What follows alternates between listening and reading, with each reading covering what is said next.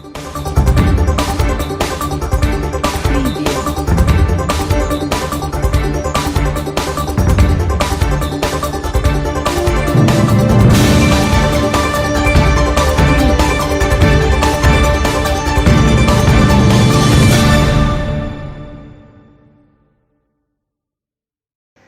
हम सब स्वच्छता दिवस के महत्वपूर्ण अवसर पर यहां एकत्रित हुए हैं।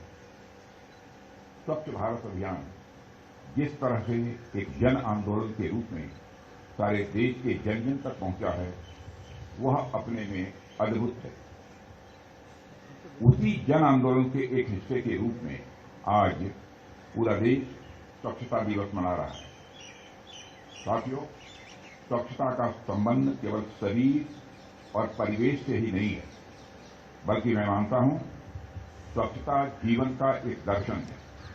जब कोई व्यक्ति अपने घर को साफ रखता है तो वह यह संदेश देता है कि वह अनुशासित है और जिम्मेदार भी है। जब कोई समाज अपने गली, कूचे, तालाब और नदियों को साफ करता है तो यह बताता है कि वह समाज सजग और सुसंस्कृत है। लेकिन अगर कोई व्यक्ति या कोई समाज गंदगी फैलाता है तो वह गंदगी सिर्फ दुर्गंध पैदा नहीं करती, बल्कि वह संकीर्ण मानसिकता को भी जन्म देती है।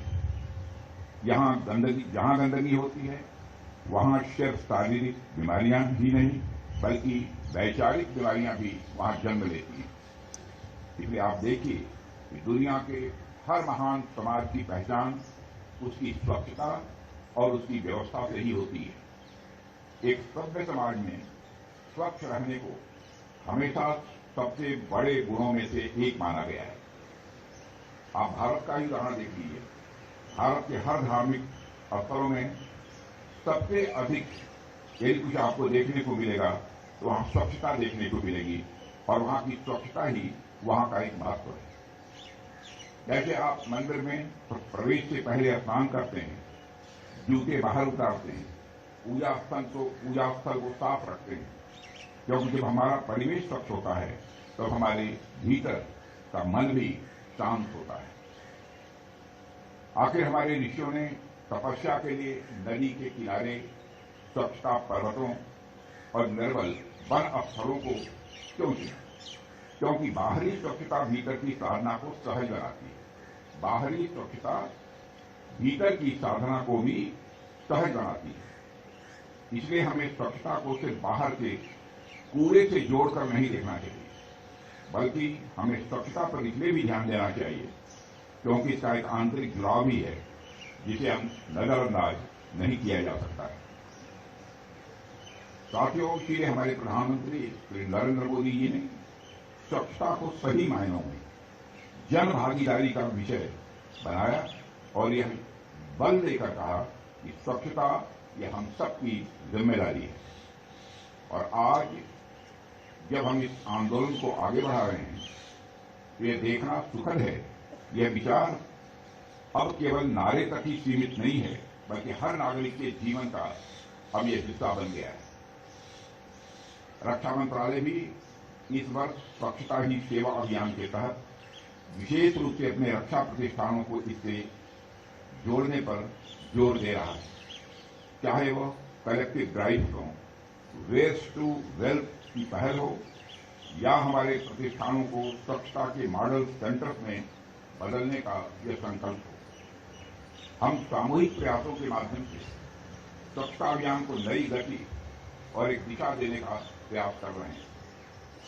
साथियों, मुझे बताते हुए गौरव की अनुभूति हो रही है। हमारी लगातार कोशिशों का यह परिणाम है कि आज सारी हमारी छावनियां, कैंटोनमेंट ओपन डिफेक्शन फ्री हो चुकी हैं। यह हमारी सेनाओं के अनुशासन और समर्पण के साथ साथ हमारे सिविलियन वर्क फोर्स के अथक प्रयासों का भी परिणाम है। मुझे बताया गया है कि इस वर्ष का थीम स्वच्छोत्सव। भारत में त्योहारों का भी एक मौसम होता है, सीजन शुरू हो गया है, और हमारे यहाँ तो त्योहार सिर्फ खुशी मनाने का माध्यम नहीं होते, बल्कि सामाजिक संदेश देने का भी वह अपने में एक अवसर होते हैं। मुझे खुशी है कि स्वच्छता का यह उत्सव भी अब उसी भावना के साथ मनाया जा रहा है। साथियों, एक स्वस्थ, स्वच्छ और जागरूक समाज भी राष्ट्रीय सुरक्षा का एक अहम स्तंभ है।